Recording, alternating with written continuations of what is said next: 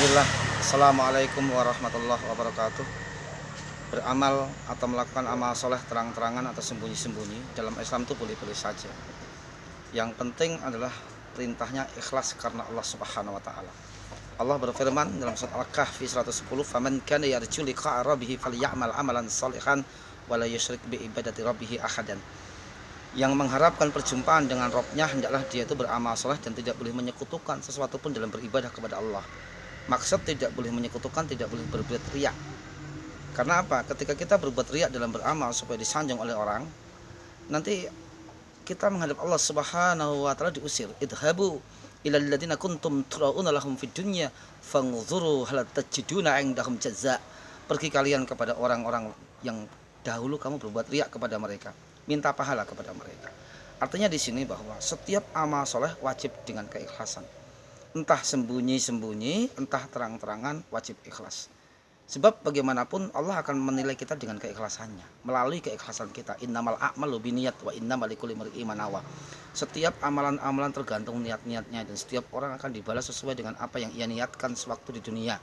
Hadis Bukhari, Muslim, Abu Dawud, Tirmizi dan lain sebagainya. Dalam hadis lain disebutkan bahwa Allah nanti akan membangkitkan manusia di padang mahsyar dan dibalas amalnya sesuai dengan niat mereka. Tsumma yub'atsuna 'ala niyatihim. Kemudian mereka dibangkitkan oleh Allah di padang mahsyar nanti dan dibalas amalannya ala niyatihim, sesuai dengan niat-niat mereka. Karena itu mau beramal sembunyi-sembunyi itu ada dalilnya.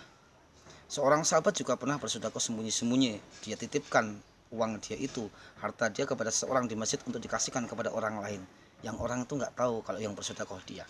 Ini sembunyi-sembunyi.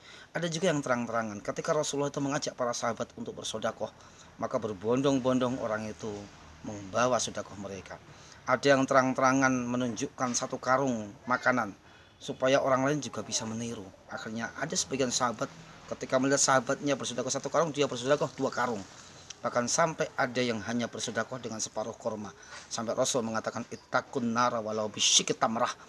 Bersedekahlah kalian, jauhkan kalian dari neraka dengan walaupun hanya bersedekah dengan separuh kurma. Jauhkan kalian dari neraka meskipun hanya bersedekah dengan separuh kurma. Ini hal yang luar biasa sekali. Nah, artinya di sini fastabiqul khairat, berlomba-lomba dalam kebaikan, itu hal yang diperintahkan dalam Islam. Silakan mau terang-terangan beramal ibadah, silakan sembunyi-sembunyi. Walaupun dalam Islam tidak selamanya amal ibadah sembunyi-sembunyi. Contoh sholat berjamaah nggak mungkin sembunyi-sembunyi, berdakwah nggak mungkin sembunyi-sembunyi, pakai jilbab nggak mungkin sembunyi-sembunyi. Artinya sembunyi-sembunyi atau terang-terangan itu hal yang dibolehkan dalam Islam. Yang penting niat kita harus karena Allah Subhanahu wa taala, mencari keridhaan Allah Subhanahu wa taala. Jika kita beramal ibadah untuk selain Allah Subhanahu wa taala, maka kita nggak akan mendapatkan pahala di sisi Allah. Jika kita berbuat amal soleh hanya untuk niatnya membesarkan kelompok kita, organisasi kita, yayasan kita, jamaah kita, kita nggak akan mendapatkan pahala. Jika kita beramal ibadah hanya supaya nama kita dikenal, nama kelompok kita dikenal, nama organisasi kita dikenal, itu pun juga bukan karena Allah Subhanahu wa taala. Silahkan men-share amal ibadah, tapi ingat, hati-hati bahwa setan mudah untuk menghancurkan hati kita. Ketika niat kita dibelokkan sama setan, ketika hati kita dihancurkan sama setan, maka disitulah kita akan sulit untuk menata keikhlasan kita. Kesimpulannya, beramal terang-terangan, beramal sembunyi-sembunyi, silahkan melakukannya.